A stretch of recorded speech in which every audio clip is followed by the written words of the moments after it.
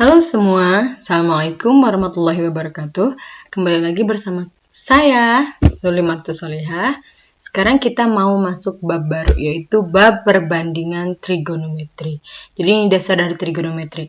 Di semester ini, sisa dari semester ini tuh kira-kira kita ada 3 bab lagi, salah satunya ini perbandingan trigonometri. Jadi 2 bab selanjutnya pun bakal ngebahas tentang trigonometri terus nih. Jadi ini adalah dasarnya. Dan kalau misalnya namanya matematika, kalau dasarnya aja tidak menguasai, nanti kesananya akan susah. Jadi stay tune, perhatikan baik-baik. Yuk kita mulai. Nah, di sini dasarnya ini ada tiga subbab, rasio trigonometri, konsep kuadran, aplikasi trigonometri, dan ini mah soal latihan ya. Sekarang kita masuk ke subbab yang pertama, rasio trigonometri. Apa sih rasio trigonometri itu? Nah, rasio trigonometri atau bisa juga namanya perbandingan. Jadi namanya rasio itu adalah perbandingan. Boleh bilangnya rasio trigonometri, boleh bilangnya perbandingan trigonometri. Nah, dia merupakan nilai perbandingan antar rusuk. Rusuk itu sisi ya, antar rusuk pada segitiga siku-siku. Sengaja di bold karena trigonometri ini hanya berlaku untuk segitiga siku-siku. Ya, awalnya maksudnya. Awal dari trigonometri ini adalah segitiga siku-siku. Ya. Jadi perbandingan antar rusuk pada segitiga siku-siku yang berkaitan dengan sudutnya. Kayak gimana sih? Coba kita cek. Nah, ini jadi kalau misalnya ada formula dasar perbandingan trigonometri. Karena yang tadi udah saya bilang, trigonometri itu berawal dari segitiga siku-siku, maka kita buat segitiga siku-sikunya. Nah, di sini ada segitiga siku-siku. Ingat, segitiga siku-siku berarti sudut yang ini besarnya berapa? 90 derajat. Ya, kalau misalnya sudut yang ini adalah sudut alfa dan sisi yang ini adalah y. Ya. Kalau yang ini panjangnya x misal. Kalau yang ini adalah r. Ingat, ini nih yang r ini adalah sisi miring atau hipotenusa. Ya, sisi miring itu adalah sisi terpanjang dari ketiga sisi ini. Jadi antara r, x sama y yang paling panjang adalah si r. R ini adalah sisi miring. Kalau misalnya kita ngelihat patokannya dari sudut A yang ini, nih perhatikan, sisi miringnya yang ini, sisi miring yang udah pasti yang miring. Y ini adalah sisi depan. Kenapa sisi depan? Karena posisi Y ada di depan sudut nih. Sudutnya yang ini, tuh posisinya ini, sisinya ini. Berarti sisi di depan sudut, makanya namanya sisi depan. Kalau X berarti sisi di samping sudut. Sudutnya yang ini, sampingnya yang ini, berarti kan? Nah itu. Jadi pertama kalian harus paham dulu konsep sisi depan yang mana, sisi miring yang mana, kalau sisi samping yang mana. Kalau sisi miring udah pasti sisi yang di depan sudut siku-sikunya. Jadi kalau misalnya ini sudut siku-siku nih 90 derajat, depannya itu pasti adalah sisi miring, gitu ya. Sekarang coba kalau misalnya kayak gini. Masih segitiga yang sama, tapi kita mau cari sudutnya si B di sini. Kita ngelihatnya kan tadi sudutnya alfa di sini. Sekarang kita ganti. Dilihat dari sudut B. Berarti dari sudut B yang miring mana? Miring mah tetap mau di mana-mana juga sisi terpanjang. Sisi di depan sudut siku. Mana? Nah, ini sudut siku-sikunya, sisi miringnya berarti yang ini. Yang miring. Nah, ini dia sisi miring. Oke. Kalau sudut B-nya di sini, maka sisi depannya yang mana? Yang X, benar yang ini. Kalau sudutnya kan ini B. Sudut B yang ini berarti sisi depan sudut B adalah si X. Yang ini adalah sisi samping si-nya. Nah, itu ya. Jadi harus diperhatikan di mana letak sudutnya. Terus udah tahu letak sudutnya di mana, baru tentukan sisi depan sudutnya yang mana, sisi sampingnya yang mana, sisi miringnya juga yang mana. Gitu ya. Oke, karena kita mau ngebahas rasio trigonometri, perbandingan trigonometri, berarti kita mau ngebahas tentang sin kostan. Nah, sin itu kependekan dari sinus. Ya, Sinus alfa. Nah, tadi kalau sinus alfa berarti yang dilihat sudut alfa, ya kan? Rumusnya sin adalah demi, depan per miring. Kalau ibu biasanya ngapalinnya sin demi, kosami gitu ya. Sin demi. Sin berarti depan per miring. Depannya mana? Depan sudut alfa. Depan sudut alfa berarti si Y. Berarti Y per miring sudut alfa. Berarti si R. Makanya sin alfa adalah Y per R. Perbandingan antara dua sisi, dua rusuk. Nah, ya kan? Rasio trigonometri. Lanjut, kalau cos alfa masih dilihatnya sudut alfa. Cos alfa sama dengan sami, samping per miring. Sampingnya X per miringnya R, berarti X per R.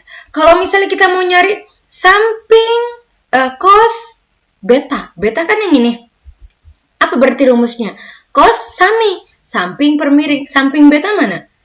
Y, miringnya R. Berarti nanti cos beta adalah Y per R. Gitu ya. Nah, sekarang tan.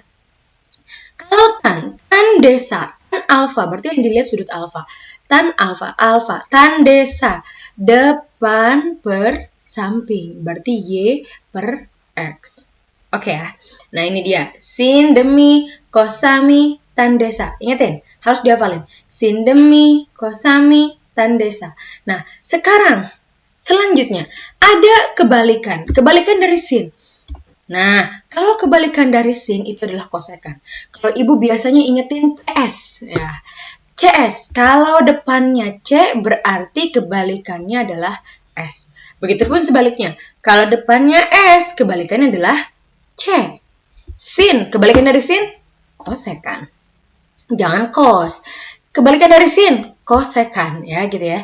Jadi ini kebalikan ini. Kosekan alfa. Kosekan alfa berarti kebalikan dari sin alfa atau 1 per sin alfa. Nah, ini namanya kebalikan itu begini. Jadi 1 per gitu ya. Kalau sin itu demi, kalau kosekan berarti dibalik. Jadi mi D. Kosekan berarti mi D. Oke. Mi-nya, miringnya R tuh per depannya Y. Kan sudutnya alfa kan di sini berarti nih. Nah, gitu loh. Terus gimana? Lanjut. Kebalikan dari sin adalah kosekan. Kebalikan dari cos depannya C berarti kebalikannya adalah S huruf pertamanya. Berarti sekan. Sekan alfa sama dengan 1 per cos. Nah, jadi sekan itu adalah kebalikan dari cos. Kalau cos itu sami, kalau sekan berarti misal. Miringnya R, tuh miringnya R, sampingnya X. Atau kalau misalnya cos alfanya X per R, tinggal dibalik R per X, berarti sekannya. Lanjut, kalau kebalikan dari tan apa namanya? Kotangan, biasa disingkat jadi kot ya. Boleh kalian nulisnya kot alfa atau kotan alfa juga boleh. Ya, jadi kotangan alfa sama dengan 1 per tan alfa dia. Karena kotangan itu kebalikan dari tan. Kalau tan adalah desa, ya. Kalau kotangan berarti sade. Oh, ini salah nih. Bukan Y per X, berarti harusnya apa? X per Y, ya kan? Karena sade. Ini salah ketik nih si ibunya ya. Nanti kalian kalau nulis diperbaiki. Lanjut contoh nih. Perhatikan segitiga berikut. Jika, nah di sini ada segitiga, siku-sikunya berarti di sini ya. Nah ini segitiga siku-siku, siku-sikunya berarti di sini. Jika sudut B adalah sudut lancip, maka nilai dari sin beta ditambah cos beta adalah berapa? Nah, sedangkan kalau dilihat dari segitiga ini, betanya ini, bener ya, ini beta. Berarti 3 ini apa? Depan, karena dia ada di depan sudut beta. Berarti 1 ini adalah samping. Ada yang belum diketahui. Berarti sisi apa yang belum diketahui? Sisi miring. Nah, karena miringnya belum diketahui, maka kita harus cari tahu dulu miringnya gimana. Miringnya berapa? Oke, karena ini kita lagi ngebahas tentang segitiga siku-siku, dan dalam segitiga siku-siku berlaku teorema Pitagoras, maka keluarkan teoremanya. Ini kan sisi miring. Nah, kalau yang ditanyain yang miring, berarti samping kuadrat ditambah. Kalau miring berarti ditambah depan kuadrat. Gitu ya. Jadi kalau misalnya yang ditanyain yang miring, kan miring itu yang paling panjang. Berarti samping kuadrat ditambah depan kuadrat. Nah, ini mah pelajaran SMP lah. Silahkan dibuka lagi. Ini Pitagoras ya. Lanjut. Kita sekarang masukin. Sampingnya udah ada belum? Berapa sampingnya? Nah, sampingnya adalah, oh ini salah ya. Harusnya sampingnya 1, ya kan? Betanya ini, sampingnya 1, depannya 3. Berarti harusnya 1 kuadrat ditambah 3 kuadrat. Walaupun nanti ujungnya hasilnya bakal sama. Bener ini nanti nulisnya sih, kebanyakan tipe nih. Lanjut, berarti 3 kuadrat adalah 9, ditambah 1 kuadrat adalah 1. 9 tambah 1, 10. Berarti miringnya adalah akar 10. Udah selesai belum? Belum, kita baru tahu miringnya doang. Sedangkan kita butuh, yang ditanyain adalah sin beta ditambah cos beta. Sin beta, berarti sin itu apa sin? Demi, depan per miring. Mana depan dari beta? Betanya ini depannya 3. 3 per miringnya akar 10. Berarti gimana jadinya? 3 per akar 10. Berarti boleh disederhanakan atau dirasionalkan jadi 3 per 10 akar 10. Dapat sin betanya. Kita mau nyari cos beta. Cos beta sama dengan cos sami. Samping per miring. Sampingnya mana? Sampingnya 1. Miringnya akar 10. Berarti 1 per akar 10. Atau boleh dirasionalkan jadi 1 per 10 akar 10. Yang ditanyakan adalah sin beta ditambah cos beta. Berarti jadinya sin betanya. Kebalik lagi nih. Sin betanya 3 per akar 10, cos betanya 1 per akar 10. Tambahin, karena bawahnya udah sama, penyebutnya udah sama, maka atasnya boleh langsung ditambahkan. 1 tambah 3, 4. Jadi 4 per akar 10. Atau boleh dirasionalkan jadi 4 per 10 akar 10. Beres nomor 1. Ngerti ya? Kalau misalnya ada yang nggak ngerti, boleh tanya nanti via WhatsApp pribadi atau boleh nanya di grup. Sekarang kita lanjut nomor 2. Apabila diketahui cos theta, nah berarti ini sudutnya theta. Cos theta sama dengan 3 per 5, maka nilai dari sin theta dikali cos theta adalah berapa? Oke, kita jawab. Yang diketahui adalah cos theta, 3 per 5. Cos itu apa? Cos sami, samping per miring. Berarti yang atas, si 3 ini adalah samping, yang 5 adalah miring. Kan cos sami, samping per miring. Sampingnya 3, miringnya 5. Gitu ya. Lanjut. Kalau udah tahu begini, berarti ada yang kurang. Sampingnya udah ada, miringnya udah ada. Berarti kita butuh apa? Depan. Cari dulu depannya. Oke.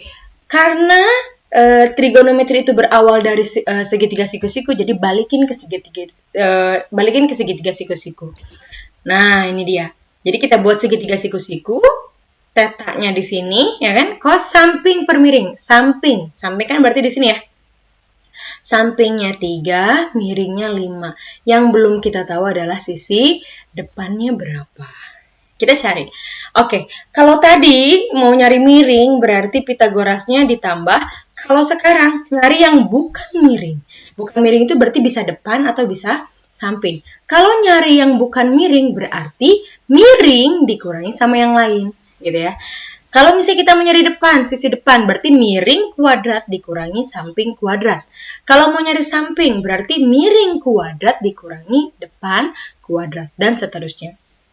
Lanjut, masukin. Berarti miringnya berapa? 5. 5 kuadrat dikurangi sampingnya 3 kuadrat. 5 kuadrat 25, 3 kuadrat 9. Atau kalau misalnya kalian udah zaman SMP kan ada tuh kalau belajar Pitagoras namanya triple Pitagoras. Oh, kalau ada sisi miringnya 5, salah satu sisinya 3 berarti sebelahnya 4 ya. Jadi 25 minus 9, 16, akar dari 16, 4. Boleh gak usah langsung, gak usah dihitung begini, langsung pakai triple Pythagoras boleh, lebih baik, ya, lebih bagus, lebih cepat. Kalau semisal nggak tahu triple Pythagorasnya, ya cara manualnya ya begini, gitu ya. Lanjut. Nah, ini kita baru dapat depannya ya, baru dapat depannya, sampingnya udah ada, miringnya udah ada. Sekarang yang ditanyakan adalah sin theta dikali cos theta. Oke, sin theta, cari dulu sin theta. Sin apa sin? Sin demi, depan per miring. Depannya berapa? Depannya 4. Nah ini, depannya 4, miringnya 5. Makanya sin tetanya adalah 4 per 5. Cos itu apa? Sami, udah ada nih cosnya mah. Cos sami samping per miring, berarti 3 per 5. Ya udah, karena yang ditanyakan sin theta dikali cos theta, maka jadinya 4 per 5 dikali 3 per 5. Perkalian pecahan, atas kali atas, bawah kali bawah. 4 kali 3, 12. 5 kali 5, 25. Maka nilai dari sin theta dikali cos theta adalah 12 per 25. Gitu ya? Oke, lanjut.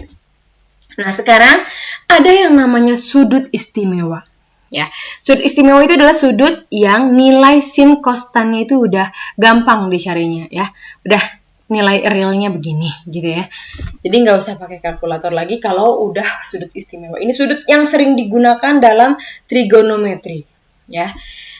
Sudutnya ada berapa aja sudut istimewanya? Ada 5, yaitu 0 derajat, 30 derajat, 45 derajat, 60 derajat, dan 90 derajat. Ya. Nah, masing-masing ini udah punya nilainya. Sin atau sinus. Sinus theta. Kalau sin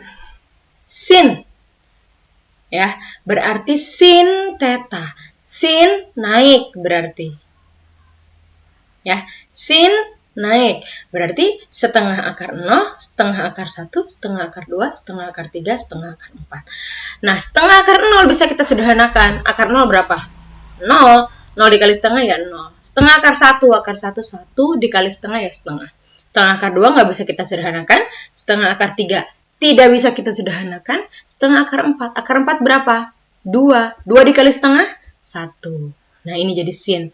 Ngapalinnya gini kalau ibu enaknya. Setengah akar 0 naik, berarti sin itu naik. Sin naik, gitu ya. Sin naik. Berarti setengah akar 0, setengah akar 1, setengah akar 2, setengah akar 3, setengah akar 4. Ya. Tinggal disederhanakan. Kalau cos berarti belakangnya S. Cos berarti surut. Nah, kalau surut berarti turun. Dibalik nih. Tadinya dari setengah akar 4. Setengah akar 4, setengah akar 3, setengah akar 2, setengah akar 1, setengah dan 0. Setengah akar 0. Ya, boleh disederhanakan juga jadinya begini. Terus tan. Tan itu adalah sin per cos. Ya, jadi ini identitas nih. Tan theta itu adalah sin theta per cos theta. Sin per cos, sin theta. Kalau sin 0 derajat berarti 0 per 1. Kan sin per cos. 0 per 1 ya 0. 0 dibagi sesuatu ya akan selalu 0. Tan 30. Ya kan? Tan 30. 30 itu sin per cos. Berarti setengah per setengah akar 3. Oke, setengah per setengah akar 3. Atas bawah sama-sama di setengahnya kita coret. Setengahnya coret. Nah, nih ya, kayak gini ya. Setengah per setengah akar 3. Setengahnya kita coret, berarti yang di bawah tinggal akar 3, yang di atas 1. Atau boleh jadinya 1 per akar 3, atau dirasionalkan jadi 1 per 3 akar 3. Lanjut, kalau tan 45 berarti sin per cos. Setengah akar 2 dibagi setengah akar 2 ya 1, karena atas bawah sama. Lanjut, tan 60 berarti setengah akar 3 dibagi setengah. Setengahnya coret, ya kan? Atas bawah ada setengah, setengahnya coret. Tinggal sisa akar 3. Lanjut, yang terakhir, tan 90 berarti setengah akar 4 atau 1 ya, setengah akar 4 itu dibagi setengah akar 0. 1 dibagi 0 tidak terdefinisi atau tak terhingga. Jadi nanti nulisnya di sini tak terhingga ya. Ya. Lanjutkan toh. Nah, misal di sini ada sin kuadrat 30 ditambah sin kuadrat 60 ditambah sin kuadrat 90. Kita jawab nomor 1 dulu. Ini soalnya. Kita cari sin 30 tadi. Cek sebelah sini ya. Mana nih? Aduh. Nah, ini harus diingetin. Ini harus wajib banget dihafal. Ya, sin 30. Sin 30 itu adalah setengah. Oke, berarti ini setengah kuadrat, ya kan? Ditambah sin 60, itu setengah akar 3, dikuadratkan ditambah sin kuadrat 90, berarti 1 kuadrat. Jadi kalian nggak usah bingung, sin 30 kan setengah, kalau sin kuadrat 30 berarti setengah dikuadratkan, selesai. Kalau misalnya ada sin pangkat 4 gitu ya, sin pangkat 4, 30 ya udah berarti sin 30 dipangkatin jadi 4 gitu, dipangkatin 4 gitu ya. Jadi sekarang tinggal kita cek. Lanjut, kita kerjain. Setengah dikuadratkan, setengah dikali setengah berarti 1/4. Setengah akar 3 dikuadratkan. Ya. Setengah akar 3 dikuadratkan, akar 3 dikuadratkan 3. Setengah dikuadratkan 4. Ya, 1/4.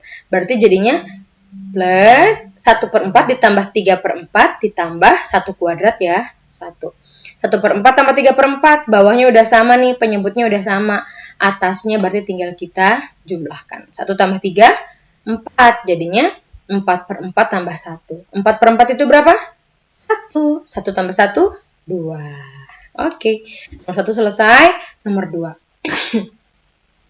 Soalnya begini, sin 45 derajat dikali sin 60 derajat per cos 45 dikali cos 60, semuanya hasil dari yang ini dikuadratkan.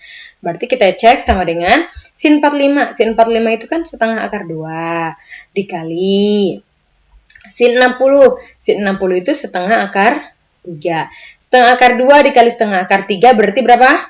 Setengah kali setengah, 1/4. Akar 3 dikali akar 2, akar 6. Gitu juga boleh. Per kalau yang bawah, cos 45. Cos 45 setengah akar 2, cos 60 adalah setengah. Bu, saya emang gak mau dikaliin kayak cara ibu tadi lah, ribet bu. Ya udah sih bu, atas bawah kan ada yang sama nih. Setengah akar 2 sama setengah akar 2. Coret ya. Setengah akar 2 sama setengah akar 2 dicoret. Setengah, bawah atas ada setengah, yang ini, bawah juga ada setengah. Setengahnya juga dicoret. Berarti tinggal siapa? Akar 3, berarti tinggal akar 3 dikuadratkan. Namanya akar, kalau dikuadratkan, hilang akarnya, berarti tinggal 3. Gitu ya, nah itu dia contohnya. Itu dia pembahasan kita hari ini. Sekarang, kita mau masuk ke soal latihan. Nah ini dia latihan soal kalian. Silahkan ditulis di buku masing-masing, dikerjakan. Kalau ada yang tidak mengerti, silahkan bertanya ke ibu ya. Tadi ibu bilang boleh lewat Japri atau boleh di grup kelasnya masing-masing. Cukup berarti pembelajaran kali ini. Semoga ilmu yang kita dapatkan bermanfaat. Semoga bisa diterima dengan mudah materi kali ini. Cukup sekian. Assalamualaikum warahmatullahi wabarakatuh.